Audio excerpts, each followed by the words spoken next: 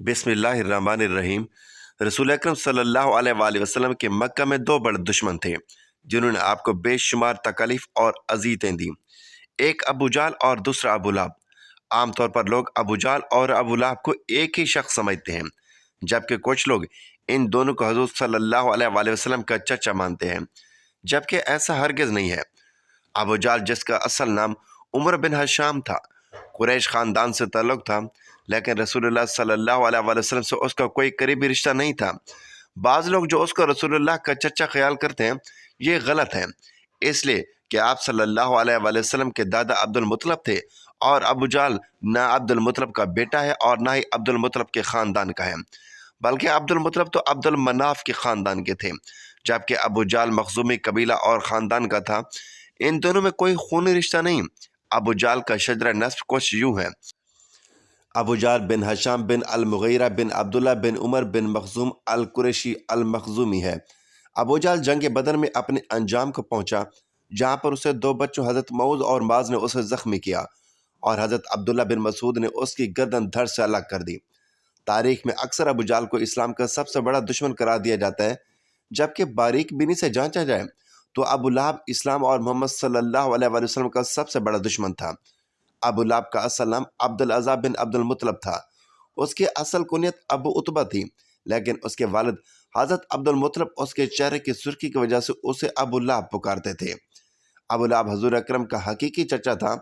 जब अबू लहब को किसी ने बताया कि आपके छोटे भाई अब्दुल्ला के घर बेटा पैदा हुआ है, तो अबू लहब बहुत खुश हुआ। उसने एक लौंडी सौबिया को आज़ाद किया। अबू लहब इस्लाम के बड़े दुश्मन में से एक था। जब हजूर अकरम ने ऐलान नबूवत किया तो अबू लहब ने सख्त मुखालफत की और रसूलुल्लाह की शान में गुस्ताखी पर भी उतर आया। जब खुदा की तरफ से रिश्तेदारों को दीन की दावत देने का हुक्म हुआ तो रसूलुल्लाह ने कोई सफा पर चढ़कर कुरैश वालों को पुकारा।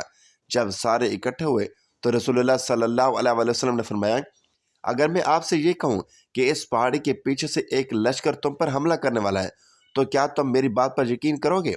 सब ने रसूलुल्लाह के हुक्म पर लब्बैक कहा और कहा, आप सल्लल्लाहु अलैहि वसल्लम हमेशा ही सच बोलते हैं। उसके बाद रसूलुल्लाह सल्लल्लाहु अलैहि वसल्लम ने फरमाया, ऐ लोगों, मैं खुदा के हुक्म से तुमको एक सख्त अजाब से आगाह करने के लिए आया हूँ, जो दुश्मनों के हमले से भी ज़्यादा ख़तरनाक है। जब रसूलुल्लाह सल्लल्लाहु अलैहि वसल्लम ने ये अल्फाज फरमाए तो अबू लहब ने आपकी मुखालफत करते हुए कहा, गारत हो तुम पर नौज़बिल्ला, तूने हमको इसलिए बुलाया है कि इस पर सूरत लहब भी नाजिल हुई। जब भी रसूल अकरम पैगाम खुदा दिया करते तो अबू लहब आपको बुरा भला कहा करता कि ये झूठा है जो अपने अबावदाद के दीन को छोड़कर अपना झूठा दीन फैला रहा है। बाज़ रिवायात में है कि अबू लहब ने कोई सफ़ा पर रसूलुल्लाह को कत्ल करने के लिए पत्थर भी उठा लिया था। अबू लहब हजूर का इतना मुखालिफ था कि जब हजूर अकरम के बेटे अब्दुल्ला का इंतकाल हुआ तो अबू लहब बहुत खुश हुआ। वह दौड़ता हुआ अपने दोस्तों के पास गया और कहने लगा, हजूर अकरम अतबर नस्ल हो गए, यानी उनकी नस्ल ख़त्म हो गई है। अयाम हज में भी अबू लहब आपके पीछे लगा रहता, यहाँ तक कि वो आपको पत्थर मारता है, जिससे आपकी एड़ियाँ खून से तर हो जाती हैं। कुरान पाक में बदबख्त अबू लहब की मौत के बारे में सख्त अल्फाज बयान किए गए हैं, जो कि हर्फ बहर्फ पूरे हुए। वह बहुत ही जिल्लत की मौत मरा। अबू लहब बहुत मालदार था। जब उसको खुदा के अजाब से डराया जाता तो कहता, अगर हुजूर की बात सच है तो आखिरत के दिन मैं मालो दौलत का नजराना देकर अजाब से छूट जाऊंगा। इब्न असाक से मरवी है कि जब अबू लहब की बीवी उम्मे जमील को पता चला कि मेरे खावंद के बारे में सूरत नाजिल हुई है, तो एक पत्थर लेकर रसूलुल्लाह को मारने के लिए मस्जिदुल हराम में पहुंच गई। मस्जिदुल हराम में हज़रत मोहम्मद अपने प्यारे साथी हज़रत अबू बकर के साथ आराम फरमा रहे थे, तो अल्लाह तबारक व तआला ने उम्मे जमील की नज़र पर ऐसा पर्दा डाला कि उसको सिर्फ हज़रत अबू बकर ही नजर आए। उसने पूछा, मुझे मालूम है कि मोहम्मद मेरी मजम्मत रजू करते हैं। खुदा की कसम, अगर मोहम्मद मेरे सामने होते तो मैं उनको यह पत्थर मारती। वह दुश्मन और मुखालफत की वजह से रसूलुल्लाह को नौज़बिल्लाह मुज़म्मम कहते थे। यह कहकर वह वापस चली गई। कुरैश वाले जब मुज़म्मम कहते तो रसूलुल्लाह फरमाते, ऐ लोगों, अल्लाह ने किस तरह उनको सब्र शिकम मुझसे फेर दिया है और वह मुज़म्मम को बुरा भला कहते हैं। मैं तो मोहम्मद हूँ। अबू लहब कुरैश का मालदार आदमी था। उसका सूदखोरी का कारोबार बहुत वसी था। वो लोगों को सूद पर चीज़ें देकर खूब मुनाफा कमाया करता, यहाँ तक कि उसने खाना काबा से सोने का हिरन भी चोरी करके बेच डाला था। अबू लहब की औलाद भी रसूलुल्लाह की बहुत ज़्यादा दुश्मन थी। इब्न असाकर और इब्न इसाक लिखते हैं کہ ایک دن ابو لہب کے بیٹے عتیبہ نے یہ ٹھان لیا کہ وہ محمد صلی اللہ علیہ وسلم کے پاس جا کر ان کے رب کے بارے میں بری باتیں کہہ کر ان کو اذیت پہنچانے کی کوشش کرے گا۔ عتیبہ بدبخت نبی کریم صلی اللہ علیہ وسلم کے پاس آیا اور بہت سخت کلام کیے، اور سب سے بڑا جرم یہ کیا کہ اس نے رسول اللہ کے چہرہ انور کی طرف تھوکا، مگر وہ ناپاک دھوپ چہرہ عطر پر گرنے کے بجائے دور جا گرا۔ اس کی گستاخی پر حضور اکرم نے دعا مانگی، اے اللہ اس پر اپنے کتوں میں سے کسی کتے کو مسلط کر دے۔ عتیبہ اپنے خیال میں بڑا کارنامہ سر انجام دے کر اپنے باپ کے پاس آ گیا۔ ابو لہب نے پوچھا، پیارے بیٹے تو نے اسے کیا کہا؟ اس نے بتایا کہ میں نے یہ کیا۔ اس نے پوچھا، اس پر محمد نے کیا کہا؟ عتیبہ نے بتایا، اس نے یہ بد دعا دی تھی۔ یہ سنتا ہی ابو لہب کا رنگ سرخ ہو گیا، کیونکہ وہ جانتا تھا کہ محمد صلی اللہ علیہ وسلم کی کوئی بھی دعا ایسی نہیں جو قبول نہ ہو۔ اب حال یہ ہو گیا کہ وہ پل پل اپنے بیٹے کا خیال رکھتا۔ ایک دفعہ ابو لہب تجارت کی غرض سے قافلے کے ساتھ ملک شام روانہ ہوا، اور راستے میں رات ہو جانے کی غرض سے انہیں جنگل میں پڑاؤ کرنا پڑا۔ جنگل میں خوفناک جنگلی جانوروں کا خطرہ تھا، تو ابو لہب کو بار بار اپنے بھتیجے محمد کی بات دعا یاد آ رہی تھی۔ ابو لہب نے قافلے والوں سے کہا، کیونکہ تم لوگوں پر میرے بہت سے احسانات ہیں، تو تم میرے ان احسانات کا بدلہ میں یہی چاہتا ہوں کہ آج رات میرے بیٹے عتیبہ اور اس کے سامان کی تم سب حفاظت کرو۔ میرے بیٹے کا بستر لگا دو، پھر سامان کی ارد گرد تم سب جمع ہو جاؤ۔ چنانچہ سب نے ایسا ہی کیا۔ رات کو جب سب سو گئے تو جنگل سے ایک شیر آیا، سب کے چہروں کو اس نے سونگھا مگر کسی کو کچھ نہ کہا۔ پھر سامان کے بلند ڈھیر پر چڑھ گیا جہاں عتیبہ سویا ہوا تھا۔ اس نے اس کے چہرے کو سونگھا اور اسے چیڑ پھاڑ کر رکھ دیا۔ ابو لہب کا برا حال تھا، وہ کہے جا رہا تھا، میں جانتا تھا، میں کہتا تھا میرا بیٹا میرے بھتیجے محمد کی بات دعا سے کبھی نہیں بچ سکتا۔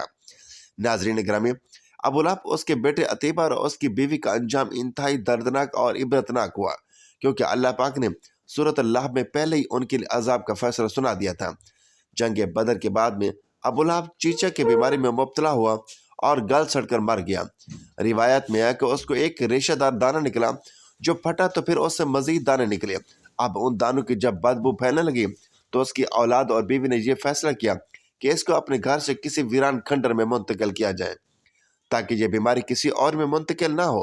اسے بیماری، بدبو اور اذیت میں 7 دن رہنے کے بعد ابو لہب جہنم واصل ہوا، اور اس کی لاش 3 دن تک وہیں پڑی رہی کہ کوئی ان کے قریب تک نہ بھٹکتا تھا۔ لوگوں کو ڈر تھا کہ جو قریب جائے گا اسے بھی چھوت کی یہی بیماری لگ جائے گی جس سے وہ مرا ہے۔ پھر جب بدبو پھیل گئی تو لوگوں نے اس کے اہل و عیال کو تانے دیے۔ اس پر انہیں ان تانوں سے تنگ آ کر کچھ حبشیوں کو اجرت دے کر لاش اٹھوائی، جنہوں نے اسے لمبی لکڑیوں پر رکھ کر ایک گڑھے میں پھینکا اور اوپر سے دور کھڑے ہو کر یوں پتھر پھینکے جیسے اسے رجم کیا جا رہا ہو۔ اس کی بیوی جو ام جمیل کے نام سے معروف تھی، ابو سفیان کی بہن تھی، اس کا نام عروہ بنت حرب تھا۔ وہ بھی ایڑیاں رگڑ رگڑ کر مری، اور اللہ تعالیٰ نے ارشاد فرمایا، اس کی گردن میں مونج کی رسی ڈال کر اسے جہنم میں پھینکا گیا ہے۔ وہ اپنے قیمتی ہار پر فخر کیا کرتی تھی اور شوخیاں مارا کرتی تھی کہ میں یہ قیمتی ہار بیچ کر محمد صلی اللہ علیہ وسلم کی مخالفت میں لگا دوں گی، لیکن اللہ پاک نے اسی گردن پر وہ توق ڈالا جس سے شیطان بھی پناہ مانگتا ہوگا۔ حضرت اکرمہ رضی اللہ تعالیٰ عنہ اسلام کے سب سے بڑے دشمن ابو جہل کے بیٹے تھے۔ قبول اسلام سے قبل اپنے باپ کی طرح آپ بھی اسلام کے زبردست دشمنان میں سے تھے۔ یہی نہیں بلکہ جب آپ نے اپنے باپ ابو جہل کو میدان بدر میں خون سے لت پت پڑا دیکھا تو غصے میں آ کر حضرت معاذ رضی اللہ تعالیٰ عنہ پر تلوار سے اس شدت سے وار کیا کہ ان کا بازو کاٹ کر الگ ہو گیا۔ جنگ بدر کے بعد جن لوگوں نے ابو سفیان کو انتقامی کارروائی کے لیے اکسایا، ان میں سے ایک اکرمہ رضی اللہ تعالیٰ عنہ سر فہرست تھے۔ الغرض فتح مکہ سے قبل کوئی ایسا کام نہ تھا جو آپ نے نہ کیا ہو کہ جس سے مسلمانوں بالخصوص حضور نبی کریم صلی اللہ علیہ وسلم کو اذیت نہ پہنچی ہو، مگر جس کے دل میں نور ہدایت کا چراغ روشن ہونا ہو اس کو کسی نہ کسی موڑ پر آ کر جہالت کا راستہ بند ہی ملتا ہے۔ کچھ اسی طرح کا واقعہ حضرت اکرمہ رضی اللہ تعالیٰ عنہ کے ساتھ بھی پیش آیا۔ رمضان المبارک سن 8 ہجری جب حضور نبی کریم صلی اللہ علیہ وسلم 10,000 اسلامی فوجی لشکر کے ساتھ مکہ مکرمہ میں داخل ہوئے، نعرہ تکبیر سے دشت جبل گونج اٹھے۔ اللہ تعالیٰ نے آج کے دن اہل اسلام کو غالب اور کفار مکہ کو مغلوب کر دیا تھا۔ فتح مکہ کے بعد رسول اللہ صلی اللہ علیہ وسلم حرم میں تشریف فرما تھے۔ آپ صلی اللہ علیہ وسلم کا دریائے رحمت جوش میں تھا۔ لوگ جوک در جوک آ رہے تھے اور معافی پا رہے تھے۔ اس دن آپ صلی اللہ علیہ وسلم کے بڑے بڑے دشمن بھی اسلام قبول کر رہے تھے۔ اسی اسلام کے سب سے بڑے دشمن ابو جہل کا بیٹا اپنی بیوی کو مکہ میں چھوڑ کر اپنے قتل کے خوف سے مکہ سے بھاگ نکلا۔ اکرمہ کی بیوی جس کا نام ام حکیم ہے، اس نے جب یہ معاملہ دیکھا کہ میرا شوہر تو اپنی جان بچا کر بھاگ نکلا ہے، تو آپ رسول اللہ صلی اللہ علیہ وسلم کی خدمت میں حاضر ہوگی۔ رسول اللہ صلی اللہ علیہ وسلم نے پوچھا، یہ کون ہے؟ عرض کیا گیا کہ یہ ابو جہل کی بھتیجی ہے، جو کہ اس کی بہو بھی ہے، یعنی حضرت اکرمہ کی بیوی ہے، اور یہ آپ صلی اللہ علیہ وسلم کی خدمت میں حاضر ہوئی ہے تاکہ اسلام قبول کر لیں۔ چنانچہ نبی رحمت صلی اللہ علیہ وسلم نے حضرت ام حکیم کو عافیت عطا فرمائی اور دائرہ اسلام میں داخل فرما لیا۔ حضرت ام حکیم رضی اللہ تعالی عنہ نے جو یوں دریائے رحمت جوش میں دیکھا تو موقع غنیمت جانتے ہوئے بڑے ہی دردمندانہ لہجے میں عرض کیا، یا رسول اللہ صلی اللہ علیہ وسلم، میرا شوہر اکرمہ اپنے قتل کے خوف سے یمن کی طرف بھاگ گیا ہے۔ اگر آپ صلی اللہ علیہ وسلم ان کو امان دے تو میں ان کو واپس لے آؤں۔ نبی رحمت صلی اللہ علیہ وسلم نے فرمایا، اے ام حکیم، میں نے تیرے شوہر کو امان دی، جا اس کو لے آؤ۔ ام حکیم رضی اللہ تعالیٰ عنہ کی یہ ارشاد سن کر خوشی کی کوئی انتہا نہ رہی، فوراً اٹھی اور یمن کے راستے کی طرف چل نکلی۔ دوسری طرف اکرمہ مکہ سے بھاگ کر ساحل سمندر تک پہنچ چکے تھے۔ ساحل تک پہنچتے ہی آپ کو یمن جانے والی کشتی تیار مل گئی۔ آپ فوراً کشتی میں سوار ہو کر روانہ ہو گئے۔ کشتی ساحل کو چھوڑ کر ابھی کچھ آگے ہی بڑھی تھی کہ بھنور کی لپیٹ میں آ گئی۔ لوگوں نے چیخنا پکارنا شروع کر دیا، حتیٰ کہ اکرمہ بھی لات و عزا کو پکارنے لگا۔ ملاؤں نے اکرمہ کی یہ بات سنی تو کہنے لگے، سردار، یہ لات و عزا کو وغیرہ کو پکارنے کا وقت نہیں ہے۔ یہ ہمارے معبود ہماری کشتی کو بھنور سے نہیں نکال سکتے۔ اگر زندگی عزیز ہے تو محمد صلی اللہ علیہ وسلم کا رب کو پکارو۔ اکرمہ نے کہا، یہ ممکن نہیں، کیونکہ ساری زندگی میرے باپ اور میری قوم کی محمد صلی اللہ علیہ وسلم سے یہی تو لڑائی رہی ہے۔ وہ کہتا ہے کہ ہمارے معبود جھوٹے ہیں اور ہم کہتے ہیں کہ ہمارے معبود سچے ہیں، اور اسی وجہ سے تو میں مکہ چھوڑ کر بھاگا ہوں۔ اب اگر یہاں کشتی میں ہی میں نے اس کے معبود کو ہی مدد کے لیے پکارنا ہے تو مکہ رہ کر کیوں نہ پکار لیتا۔ ملاحوں نے جو اکرمہ سے یہ الفاظ سنے تو کہنے لگے، پانیوں میں تمہارے معبودوں کی کوئی نہیں چلتی، وہ محمد صلی اللہ علیہ وسلم کا رب ہی ہے جس کی پانی سمیت ہر جگہ چلتی ہے، تو ہم اسی کو پکارتے ہیں تاکہ زندگی تو محفوظ رہے۔ کشتی بھنور میں گرتی چلی جا رہی تھی۔ حضرت اکرمہ رضی اللہ تعالیٰ عنہ نے جو یہ منظر دیکھا تو فوراً بول اٹھے، اے اللہ، میں عہد کرتا ہوں اگر طوفان سے میں زندہ سلامت بچ نکلا تو خود کو حضرت محمد صلی اللہ علیہ وسلم کے سامنے پیش کر دوں گا اور اپنا ہاتھ ان کے ہاتھ میں رکھوں گا، پس میں ان کو نہایت معاف کرنے والا اور معزز پاتا ہوں۔ امید ہے کہ وہ مجھے معاف کر دیں گے۔ پس اکرمہ کا یہ عہد کرنا تھا کہ اسی وقت اللہ تبارک و تعالیٰ نے کشتی کو بھنور سے نکال بہر کیا اور کشتی کا رخ دوبارہ ساحل کی طرف ہو گیا۔ چنانچہ کشتی ساحل پر جا ٹھہری تو اکرمہ کو دور کھڑی اپنی بیوی حضرت ام حکیم نظر آ گئی۔ حضرت ام حکیم نے اپنے شوہر اکرمہ کو دیکھا تو کہا، اے اکرمہ، تم کہاں بھٹکتے پھر رہے ہو؟ میں نے تیرے لیے اللہ کے رسول صلی اللہ علیہ وسلم سے امان طلب کر لی ہے، جو تمام جہان کے لوگوں میں سب سے زیادہ نیک، سب سے زیادہ مہربان اور معاف کرنے والے ہیں اور صلہ رحمی کرنے والے ہیں۔ آپ نے کہا، اکرمہ، چلو میرے ساتھ، اپنے آپ کو ہلاک نہ کرو، وہ تمہیں معاف کر دیں گے۔ کوئی تیری ماضی کے بارے میں بات نہیں کرے گا اور نہ ہی تو سے کوئی سوال ہوگا۔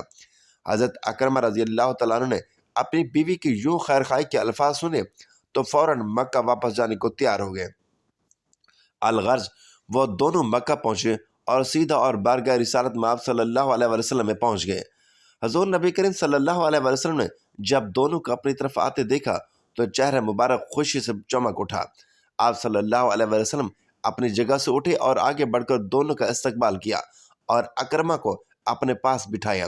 حضرت اکرمہ رضی اللہ تعالیٰ عنہ نے عرض کیا، یا رسول اللہ صلی اللہ علیہ وسلم، ام حکیم نے مجھے پیغام دیا ہے کہ آپ صلی اللہ علیہ وسلم نے مجھے امن دی ہے۔ نبی رحمت صلی اللہ علیہ وسلم نے فرمایا، ہاں اکرمہ، تجھے امن ہے۔ حضرت اکرمہ رضی اللہ تعالیٰ نے اسی لمحے کلمہ پڑھا اور دائرہ اسلام میں داخل ہو گئے۔